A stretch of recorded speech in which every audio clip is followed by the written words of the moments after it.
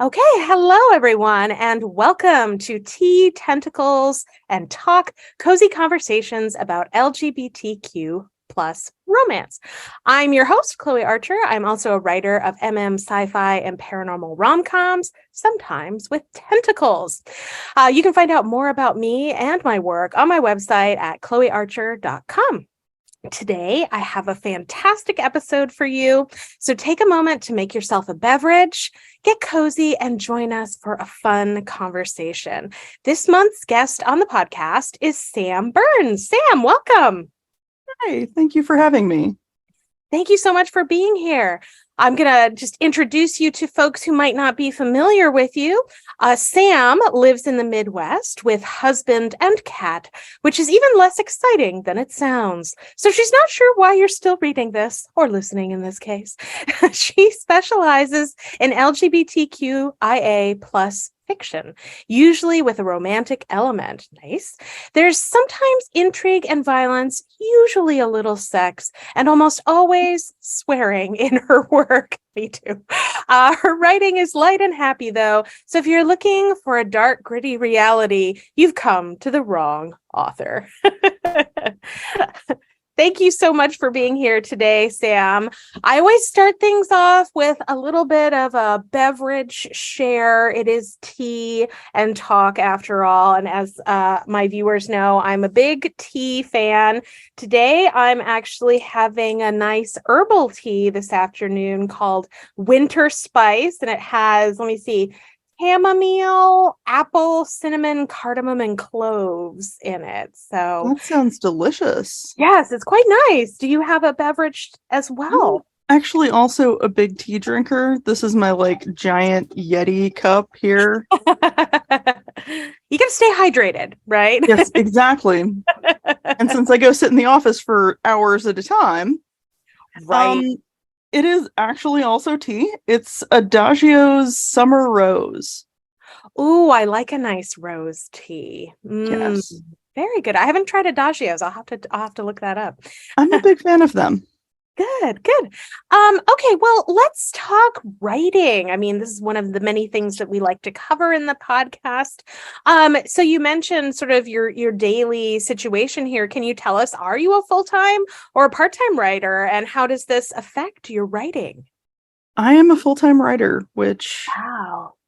It, Awesome. it took a while to get there. Everybody starts out with that sort of, well, I'll use the time I have after my full-time job. And then of course most of us, we manage to get to this point where it's full-time, and then it's like, well, yeah, but I'm not writing anymore. So that was a relatively big change in mindset, because I realized, my work was expanding to fill the time, and I need to do a better job of compressing that a little bit.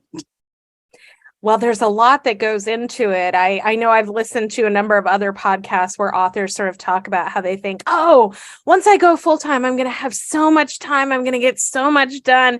And it seems to be the larger consensus is that's not usually the reality for a lot of people.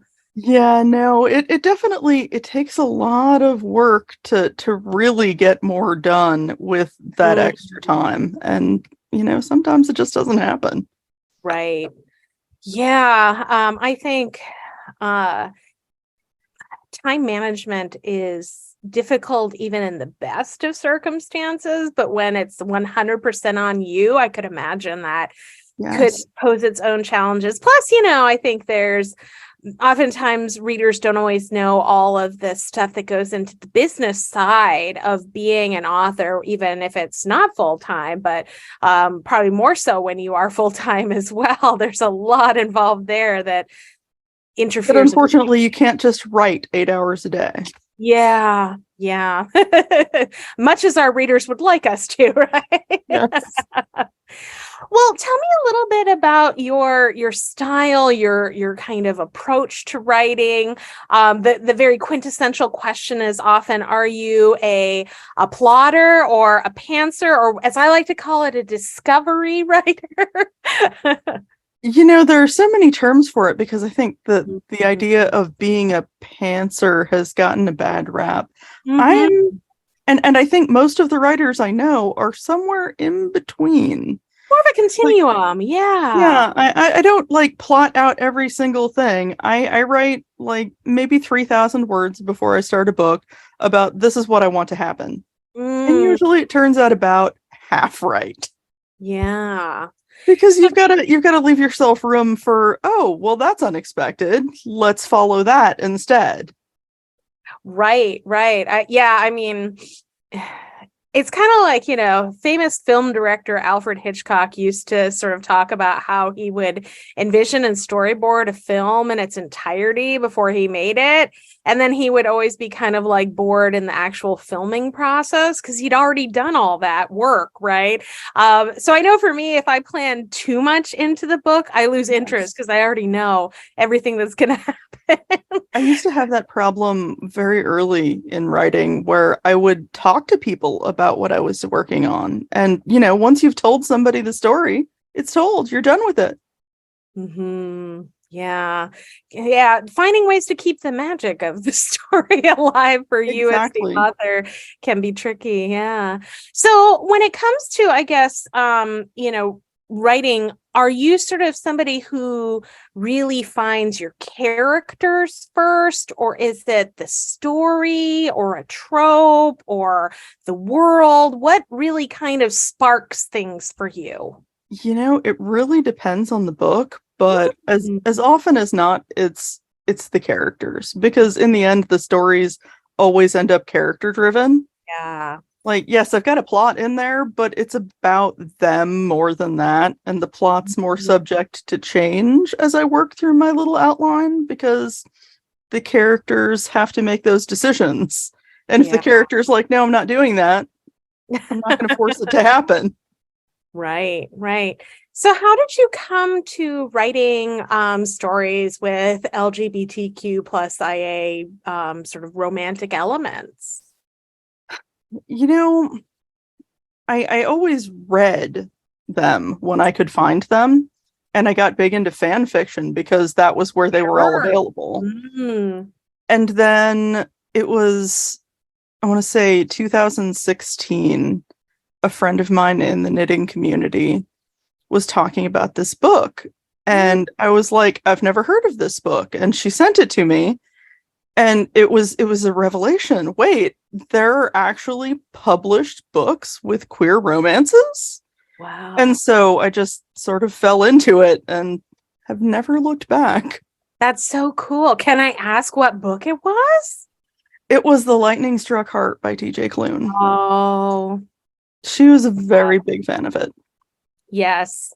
Definitely one that certainly inspired me. Oh, there is a market for like comedy in romance within LGBTQIA stuff. Like he definitely made me feel like, oh, I could pursue that and people might like my quirky sense of humor.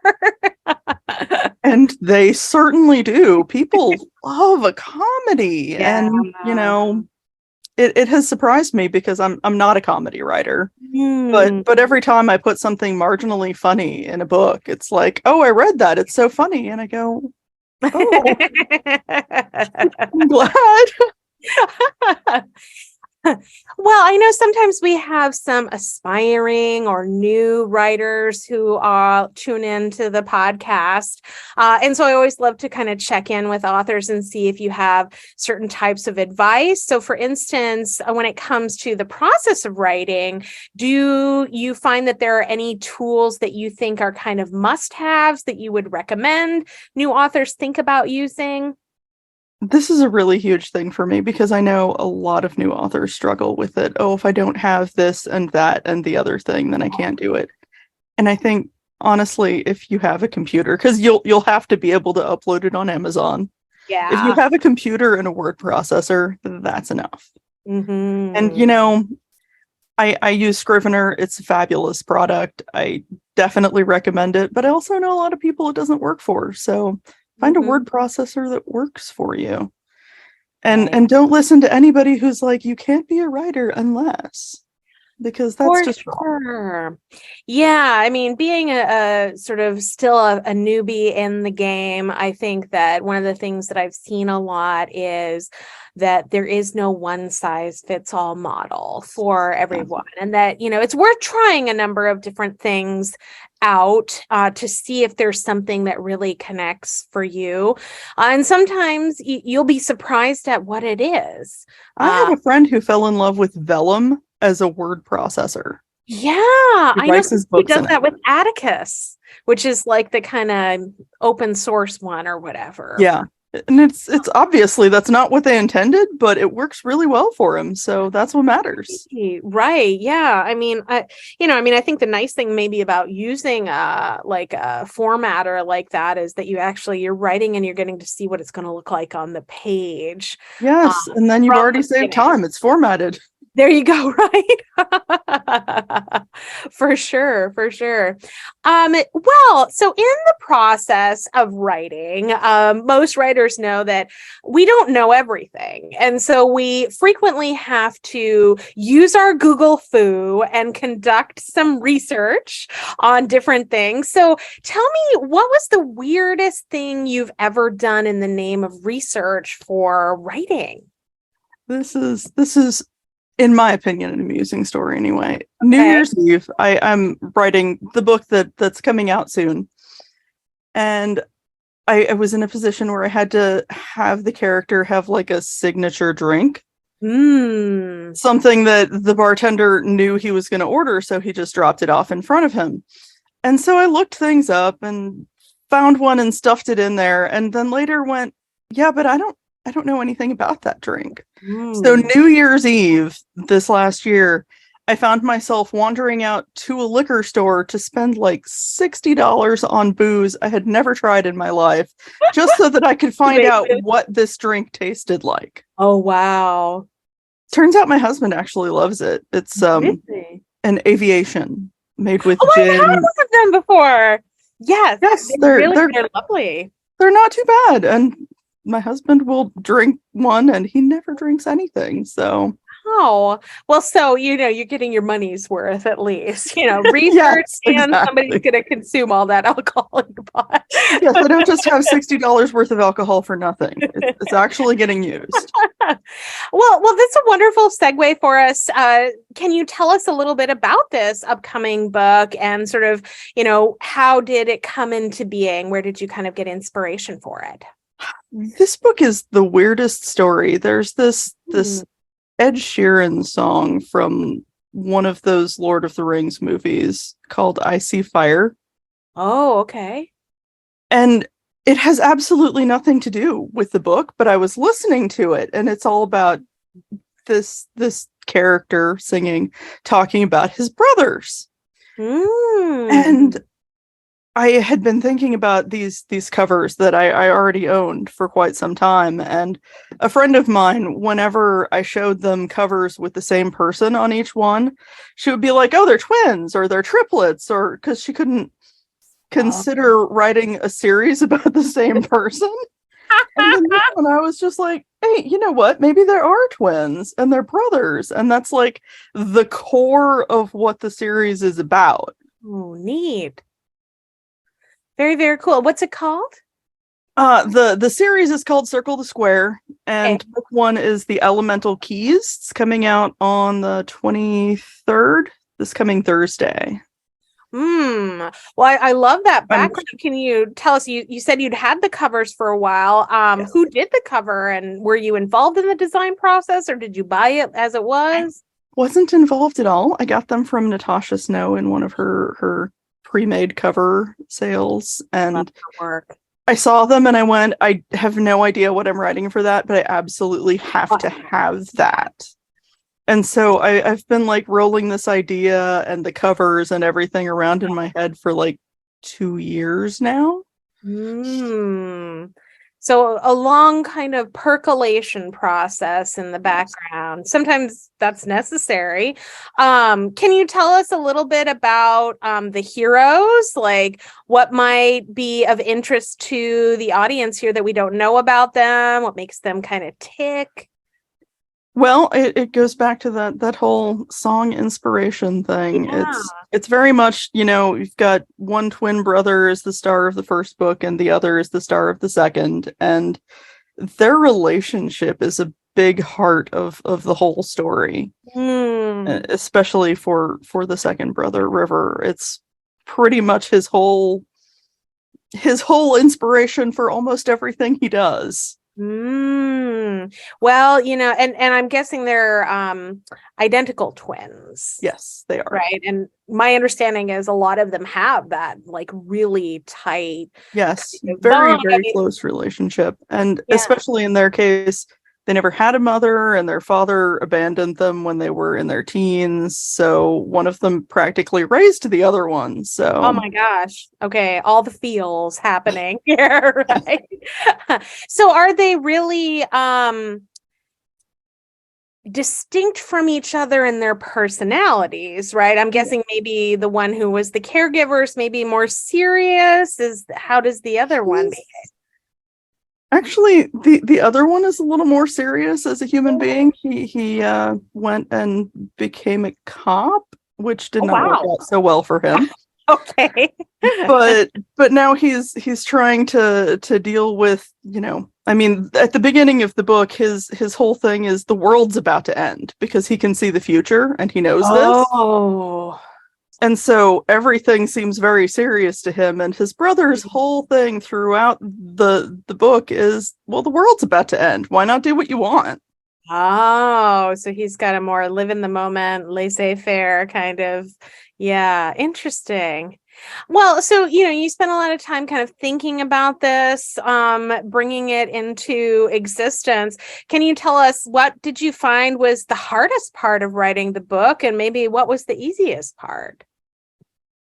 Well, in the second book, I ran into a major problem in that I've got a child character in it. And I don't have a child. Mhm. And I worked with children briefly for a little while, but I'm not really a child person. So sometimes I run into a block and I go, I have no idea what to do with this person. Mhm. So that was a main struggle. But honestly, for the most part, these two books did a thing that I absolutely love when it happens, and it's super rare, but they just tumbled out. Oh, no. I spent like 2 years with them rattling around in the back of my head, and then I started writing the last week of December, Oh my gosh. and they're both done, and it's 150,000 words. Yeah, that's wild.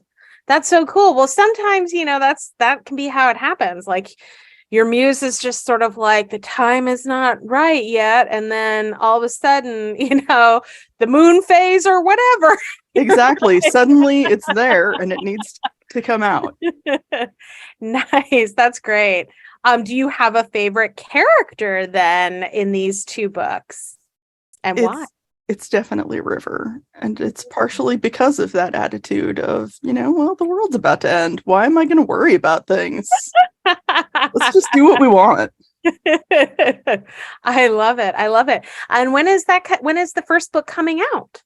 The first book is coming out on March 23rd. Okay, wonderful. And we'll include a link to that in the show notes. That's super exciting. Well, let's move on and talk a little bit about some personal questions, things that readers can learn about you. I always ask because I think, I always generally know the answer, but I love to know more about most people who become writers started out as very voracious readers. Were you a voracious reader as a child? And if so, what did you like to read then?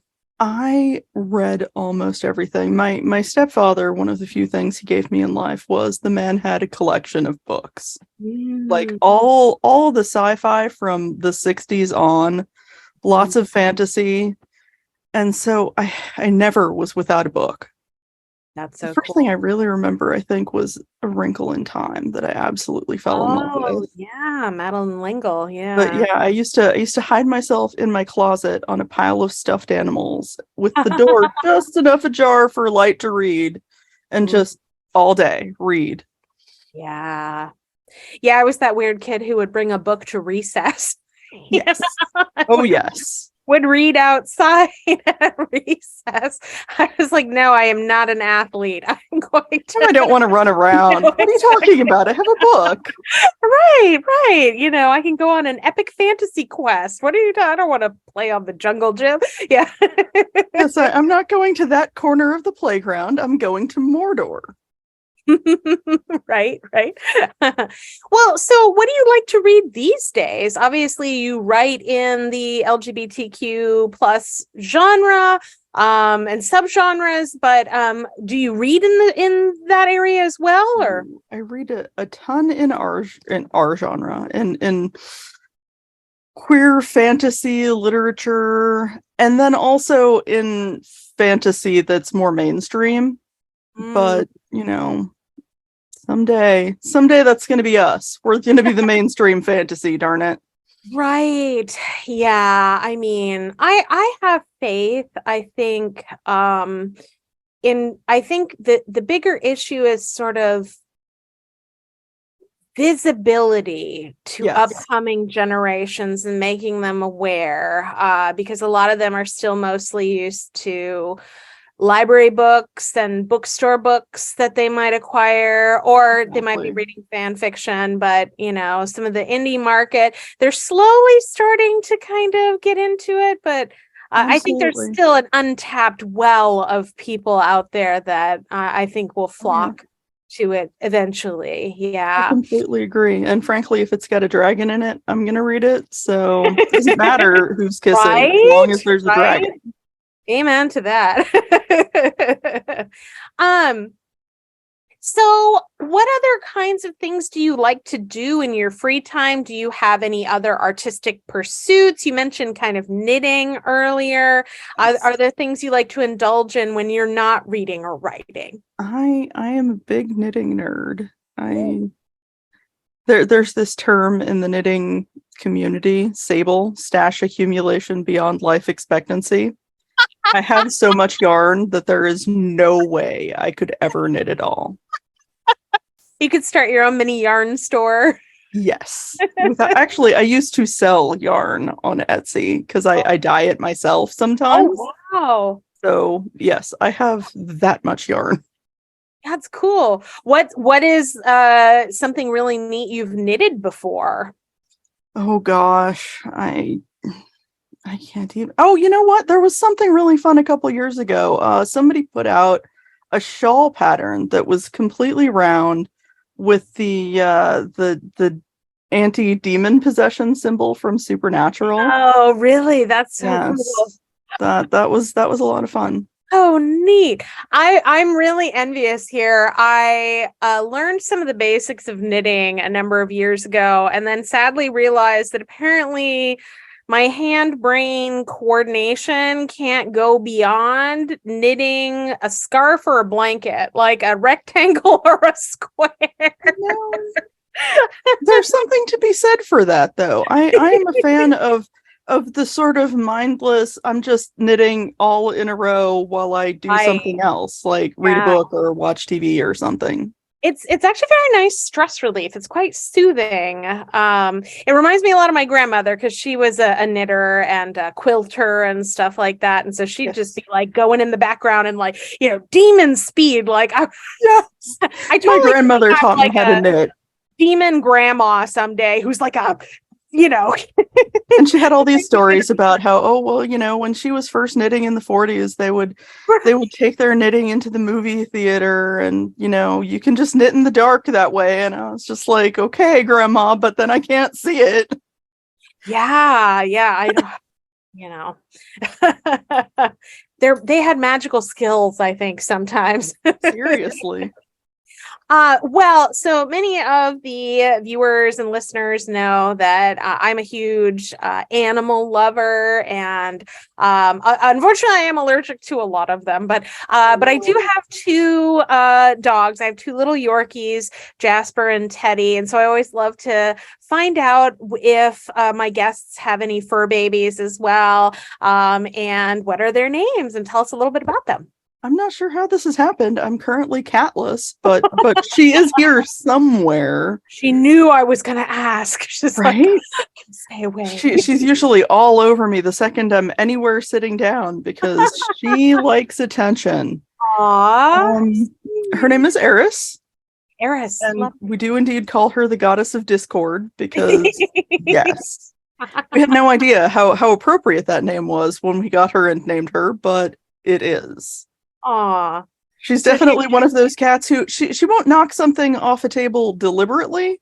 She will accidentally knock it off the table and then spin around when it hits the floor like, what was that? Yeah, the personalities that animals have are always so entertaining. They can be radically different from one to the next, right?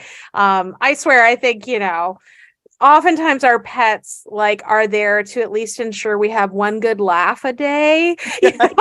Because I know that they're guaranteed to give me that on a daily basis, which I greatly appreciate. That is definitely something Eris is good for. We call her our little potato because we love her, but she is not the brightest cat. Yeah, my second dog, Teddy, he was not blessed with a ton of the brain cells. His older brother Jasper is much more intelligent, but he makes up for it in his cuteness and his gentleness and affection, all that kind of stuff. Yeah. Well, okay, so you are a full-time writer now, which is amazing, but obviously it took you a while to get here, to find this calling and path. Many times writers on their journey have had other kinds of jobs or been in other professions that sometimes can be useful or helpful in their writing and sometimes not. What other kinds of jobs have you held over the years, and have they impacted your writing in any way? Is there an example you might want to share? I always tell myself, first of all, that all of the experience is useful because there was something that my husband brought up recently. Oh, I learned to play the guitar some years ago, and I'm not good at it. I stink at it. And we're planning on getting rid of the guitar before we move. And my husband was like, "Did you really get your money's worth out of that?" And I was like, "Well, I've had 2 characters who were guitarists, so yes." Yeah. But, past jobs, well, there's been a lot of retail.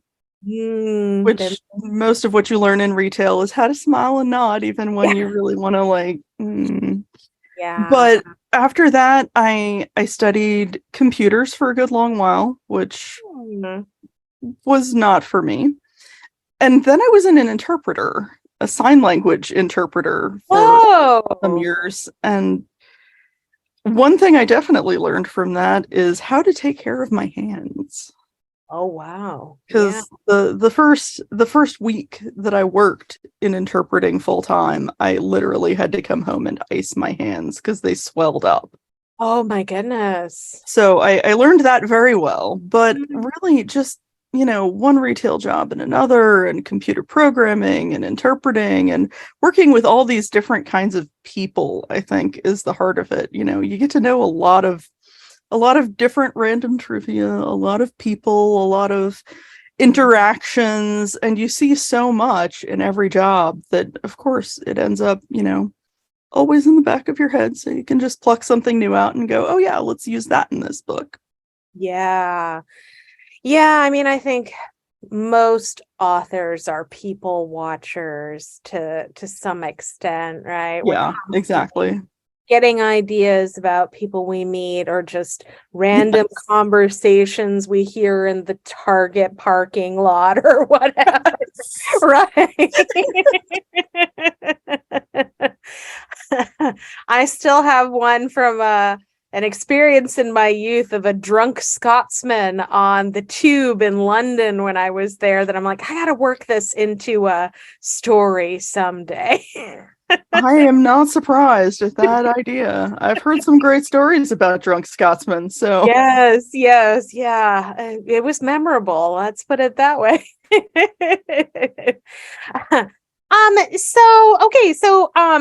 Oftentimes writers, when we're thinking about people that inspire characters and stuff like that, sometimes they're people we know, sometimes they're people we've just sort of met or seen in passing. But what about yourself? What kind of qualities do you maybe share with some of your characters? How are you like or not like them? Honestly, I think the biggest thing that comes through in a good number of my characters is that they have this tendency to be very snarky. Mm. Just this sense of humor that's sometimes maybe a little inappropriate. The tendency to make light of things that maybe aren't all that funny because, you get in these situations and you just have to make the best of it. It's very much that river, well, the world is ending. Yeah, right. Well, if you let yourself become weighed down by all the gravitas, you might end up unable to act, right? And so Exactly. sometimes you've got to cope, right? Humor is a great coping mechanism. It absolutely is. I honestly wish I could write funnier because I love to read it. So Yeah, I think comedy is many of my go-to books have certain comedic elements when I'm really in need of an uplifted kind of feeling, something that's going to give me a good chuckle. absolutely. For sure. Yeah. Um, okay. So I generally ask because I am a big old sci-fi nerd and I write one of my series is a sci-fi rom-com. But I always ask my guests Star Trek or Star Wars and why? This is such a funny question to me because there's two sides of it. Hmm. Do you want to live there or is it Oh. a more compelling story? If I want to live there, Star Trek, hands down. Hmm. But I really love Star Wars for this deep, rich world. And Yeah. just, I don't know. My family used to watch Star Wars every Christmas. We'd watch the original trilogy, the whole Yeah. thing, every Christmas. And Princess Leia was like my hero for my whole childhood. So Star Wars has that deep down, childhood connection and all of that. But of course, Sure. let's be honest, Star Trek universe would be really nice to live in. Yes, I grew up on The Next Generation, so I had many childhood fantasies about what I would do on the holodeck, right? Right? And And like not having to worry about where you're going to live or whether you're going to be able to eat or any of those basic things. a machine that will just make what you want for you, like give me a chocolate pudding and it will, you create one for you. It's Yeah. like that age old, would you like to live in the past or the future? The future, every time, the future, always. Yeah, yeah, I would have to agree. I think I understand the popularity of the Outlander, I think it's thing. interesting and it makes great stories, but I don't Mhm. want to live there. I need a bathroom. No, yeah.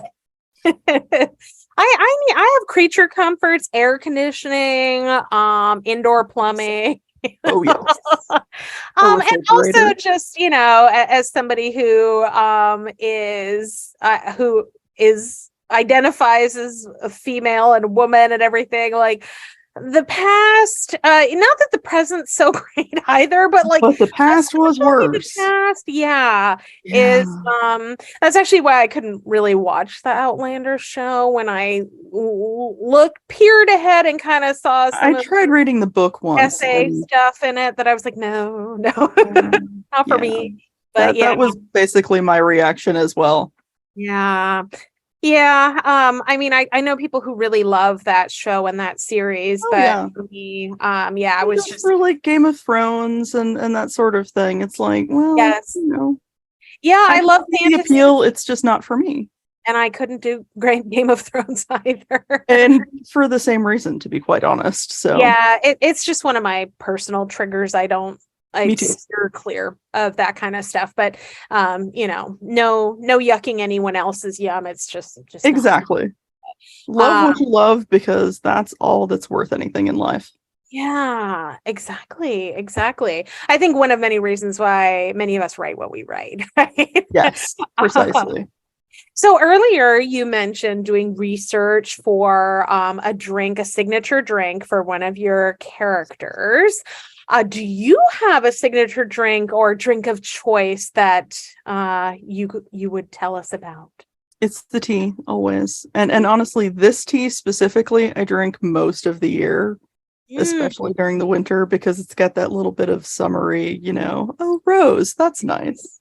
right. Now, do you tend to have it iced or is it hot or?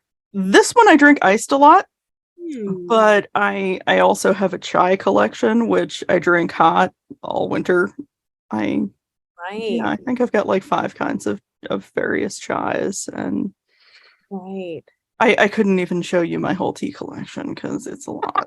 Oh, I know. Mine is it's shocking. It's one of those like I have to mentally tell myself, do not buy any more tea Yeah. until you have, and then I'll be out somewhere and I'll be like, oh, but this Oh, one, that's different. Yes, to try it. Yeah. And then it just precisely. keeps growing and growing. Yeah. Well, I'm not entirely sure where you're originally from, but when it comes to iced tea, I lived for a period of time in the South. And so I've learned that there are critical distinctions here between sweet and unsweet tea. Are you a sweet or unsweet tea kind of gal? This is super weird since I actually grew up mostly in the South, but Oh, sweet okay. tea is a no. Oh my gosh, no.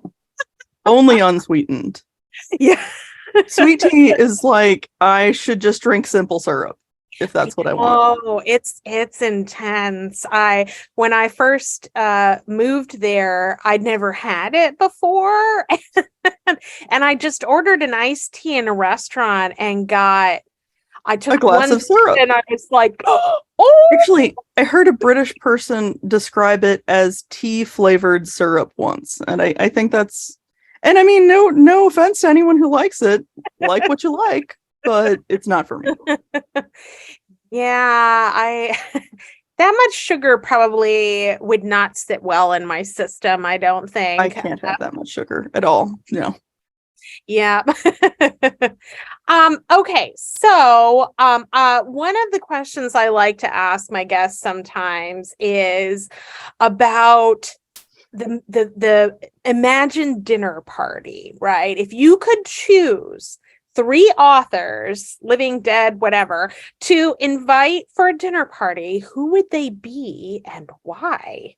This is very funny because literally an hour ago, I was in a chat for Rainbow Gold Review's anniversary. Oh, cool. And the three authors who were in it alongside me were Sheena Jolie Yeah. and Mary Colmay Oh, and wow. Nora Phoenix. Oh, wow. That, And it was just a lovely time. And I kept thinking, that sounds like a wonderful dinner party, frankly, because we got along well and we all read each other's books and it was a fun time. So, and of course lovely. I have to say another because I couldn't not invite my co-writer, Waverly Fox. Oh, I love it. I love it. That's so fun. Um, okay, let's see here. So a number of the listeners will know that I am a bit of a movie buff, and I include a lot of like internal references and quotes from movies and stuff in my own writing. Do you have a favorite line from any movie? And have you ever tried to work it into a book? I don't think I have, but my husband and I both do this because I think we have the same favorite movie, which we Ooh, periodically rewatch. And okay. so every now and then he'll just be like, we're having a random conversation. He'll be like, no, dear, communism was just a red herring. Oh my God, Clue. That's one of my all-time favorite movies. It's just fabulous. And honestly, just about any quote from it, I will be like, Yes. I saw what you did there. But that Laying one on we the side of my face, heaving, heaving breath. I mean, the level of comedic mastery in that movie between greats like Tim Curry, Madeline Kahn, Leslie Ann Warren, Martin Mull. I mean, it's just, just I don't get think it better. No, I mean, I heard they're gonna try to remake it with Ryan Reynolds. No, I'm like, I'm He's so, funny, don't get me wrong, but but but no. but He's he's not. also, I mean, nobody's Tim Curry ever. No, no. There's a level of kind of intellectual humor to Clue that I don't personally. I'd be surprised if Ryan Reynolds could pull off, but but I that's one Yeah. where I'm like, oh, I don't think a remake is ever going to be able to surpass the majesty of the original. And Honestly, I I just want new things. Write a new Right, story. right. Well, I do enjoy a good mystery. I have enjoyed the what's his name? Ryan Johnson, The Knives Out and The Glass Oh, I've heard Onion. really good things about that. I haven't seen it yet, though. Yes, it was quite good. And I'd seen the first one when it came out in the theater, and then this one I saw streaming, the newest one, The Glass Onion, but it uh is I'm not sure if it's actually her cinematic debut, but it's kind of like a big role for her, Janelle Monáe. Oh, Or actually, I believe they may be using they them pronouns now. oh, So okay. I'm so anyway, their first really kind of big role, and really, really impressed by their work in it. But also just like, okay, spoiler ahead for anybody who's not seen Glass Onion and whatnot. Before the LGBTQ fans, there's very interesting internal queer revelation that I suspected from Interesting. movie one and was confirmed in movie two for me. And I was like, yes. Well, So I well worth watching for that too. definitely have to check those out then. Yes. Okay, well, we're getting close to our end here, and I always like to kind of wrap things up by asking my fellow authors, because we write LGBTQ plus romance. Do you believe in love at first sight? I I am the most unromantic, unfantastical author, and I'm sure it's quite depressing. I don't. I Hmm. believe in lust at first sight. Sure. I believe in being drawn to someone, but love at first sight, no. I actually have a character very early in my books, Devin from the Rowan Harbor series, who's probably me, and he's Mm, on the edge of being just utterly aromantic. Because really? partially someone told me you can't write an aromantic person in a romance novel, and I was like, watch me. Yeah, right? But that's totally where I am. It's like, I don't need roses and picnics on the beach, and I don't believe in love at first sight, but I do believe in love. And that's Mm. more important to me because it's more of a an overall lifelong sort of thing, as Mm, opposed to, well, I saw someone and I'm desperately infatuated now. It's comfort. right, right. I think I like the fantasy notion of love at first sight. I don't know anyone that's ever personally experienced Yeah, it. I haven't either, but I think the fantasy of it is something I really like. So I guess maybe that begs the question, would you ever write a love at first sight story, especially since romance is often not necessarily realistic. It that is often true. includes a kind of fantasy dynamic. And I read a lot of fairy tale style stories, which is where love at first sight is so often found. So I could totally see myself doing it. I just have not as yet. Mm. Yeah, I've read, obviously it's a common trope in the Oh yeah. genre. But I often really like the ones where only one of the characters has love at first sight and the other one does not. And they've got to kind of work to like That's make it great. happen. Like that's a conflict I enjoy. Especially if the second character is the opposite of love at first sight. Oh, Right, it's beautiful. right. Yeah, like a Yes, more grumpy, like, love exactly. sucks kind of I person. do love Yeah, that. I like that kind of contrast And I too. love love at first sight in my stories. I'll read the heck out of it any day. Yeah, I mean, and I think that there are some authors who do it particularly well. That Uh, is absolutely true. I think sometimes I've read some where for me it doesn't always work or gel in my mind, and then other authors where I'm just like, oh, it's so believable.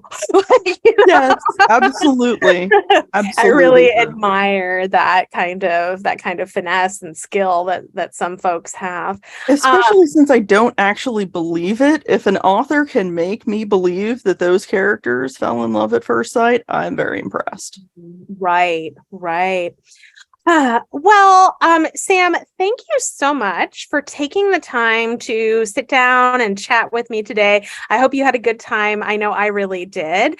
Um, is there anything that you can kind of tell us and some of your readers who might be tuning in about what they can expect from you in 2023? Obviously, we've got this new series coming out. Any other juicy little tidbits you want to leave for us?